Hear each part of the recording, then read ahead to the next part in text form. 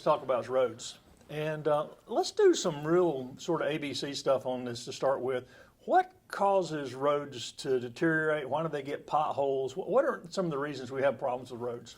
Yeah, so roads naturally just deteriorate over time because of typically just because of the elements they're in, the sun, the heat, the rain, all of those elements deteriorate the roads.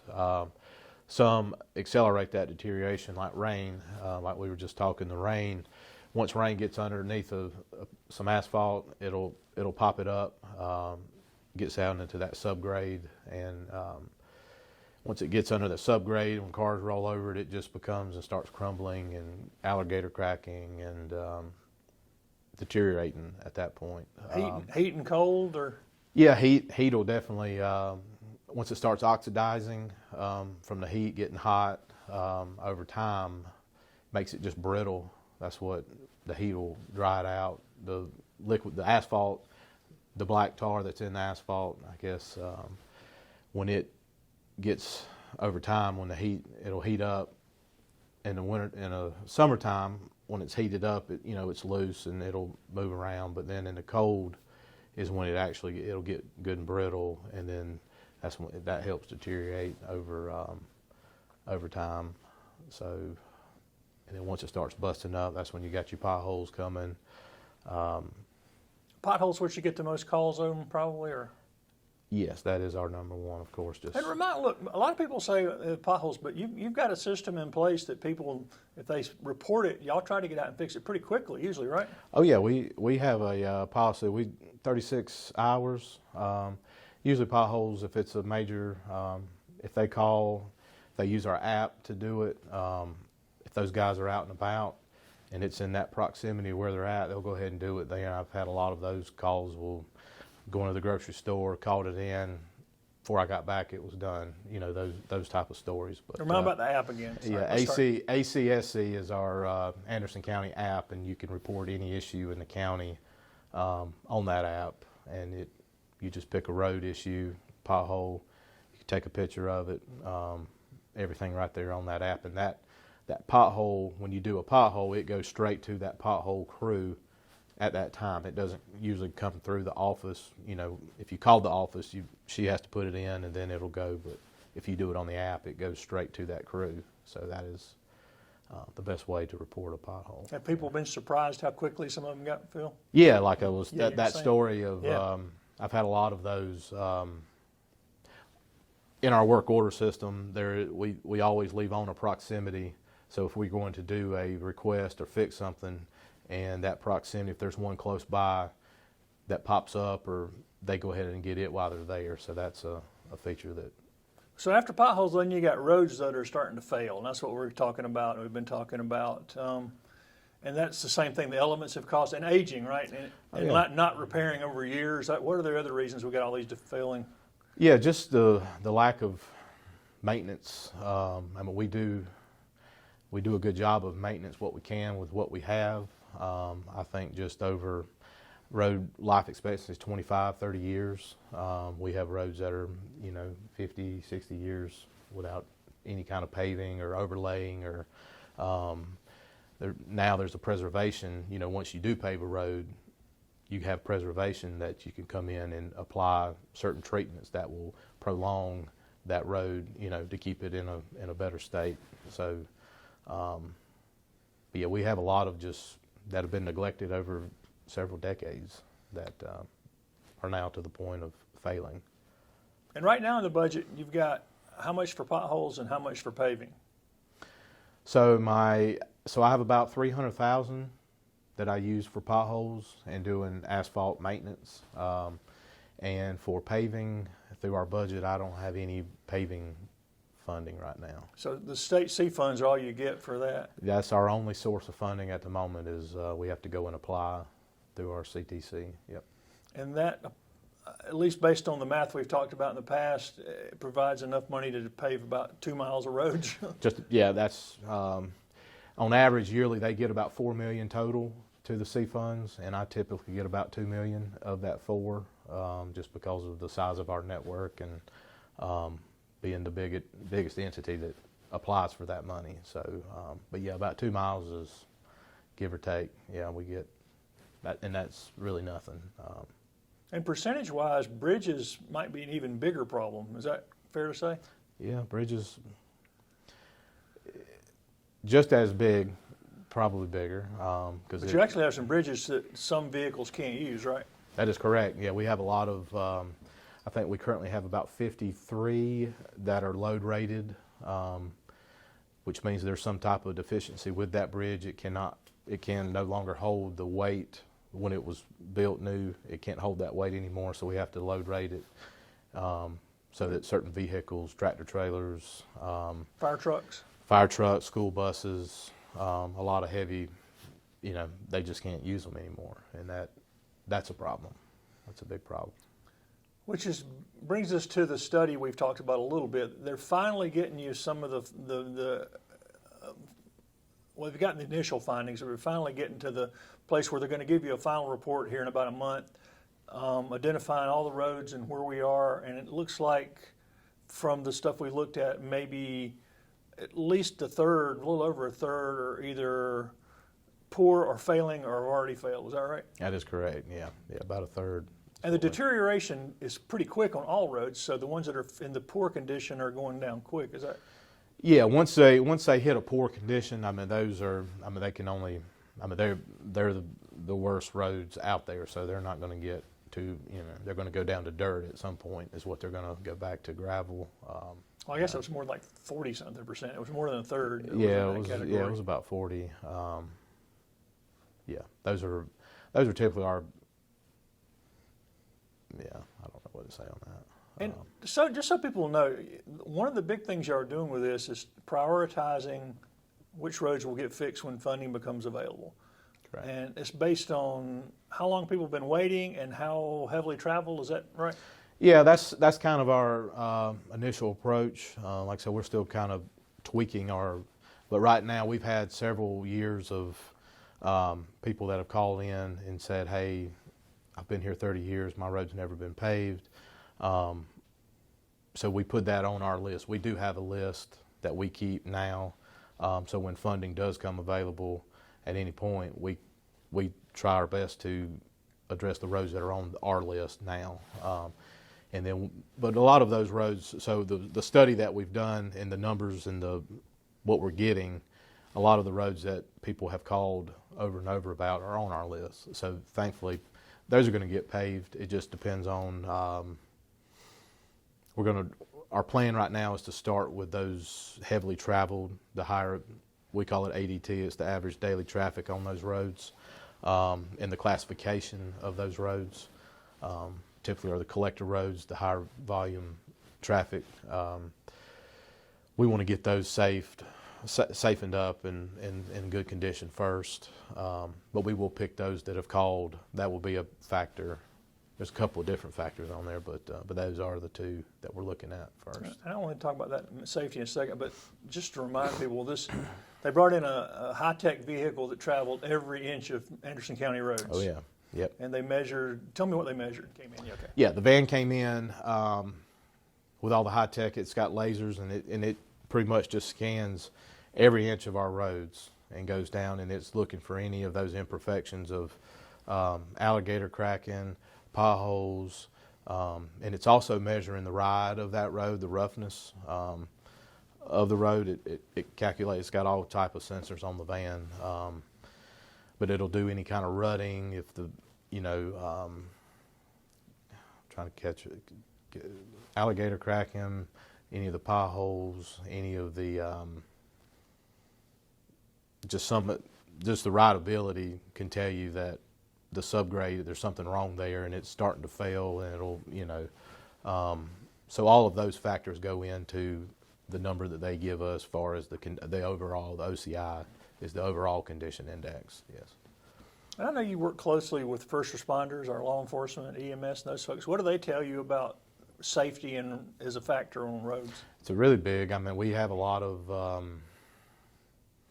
lot of the fire departments call going back to the load rated bridges, when they can't use a bridge, that adds to their response time. They have to find a new, it may take them, it may only take them another minute, but it's still, if you're laying there on the floor, that minute counts. Your house is on fire. Every second counts, I believe. That's what we were really told.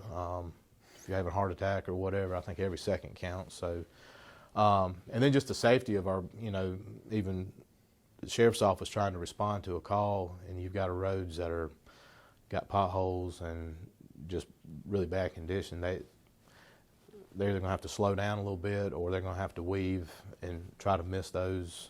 We get a lot of calls, even the public does that. But a lot of that stuff that we want to fix, those are the roads that we would like to be on our first year list, the ones that we get the most calls about. What about just calls from citizens who say, man, I blew a tire, I got knocked out of line, how expensive, it's very expensive for those folks. That is, yeah, we get a lot of those calls. We do have a claim process that we do. Ours is, if we know about it, we have to know about it and be given time to fix it. And if we don't fix it and we knew about it, that's typically when we would pay alignment, new tire, new rim. But we do those often because sometimes we do miss them. But typically we do a good job. But right. But we get a lot of calls of, hey, I just spent a lot of money having new tires and I busted one on a pothole. And just the wear and tear on a vehicle on roads that aren't good. Yeah. I mean, that's not something you can help them with, but it's going to wear your. Yeah. I've even read gas mileage is affected by it. Oh yeah, gas mileage and just like you say, the wear and tear of bumping and I'm not a car. With the suspension, drivetrain. They're not made. If you don't have an off-road car, it's probably not made to.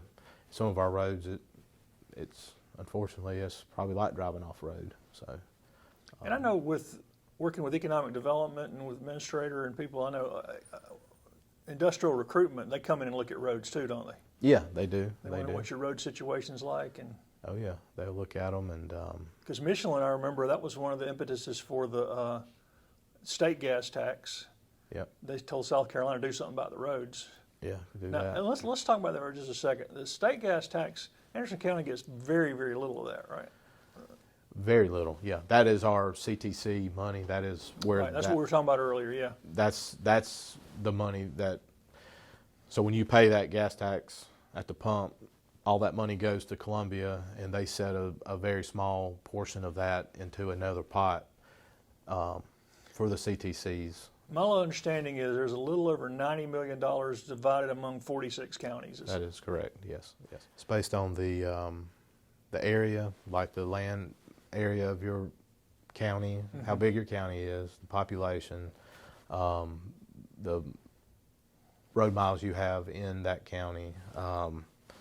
There's a formula they go through, but those are all the factors that. But I just hear a lot of people talk about what about all the gas tax money, and billions goes to the state, but very little gets to the county. That's true. Yeah, that, like you said, that $90 million that gets split between 46 counties. That's all we get, and Anderson County typically gets, as I said, on average about $4 million. Right. Every now and then they'll do a one-time through the budget, and we may get.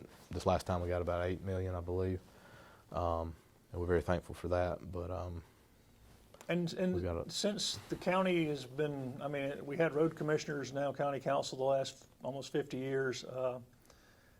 The roads have never been a funding priority. And that's why I got us where we are now, right? That is correct, yeah.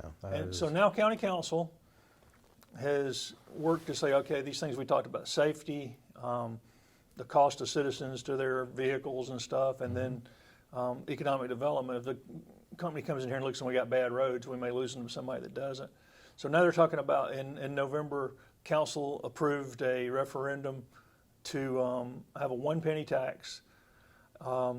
And I know county employees can't get out and advocate and rally for this, but that would generate somewhere in the $40 million range a year for roads. Is that right? That is right, yep. And so if you had that budget, do you know if you go out over 7 to 10 years, how many of the roads in county can be brought completely up to good or above, what percentage?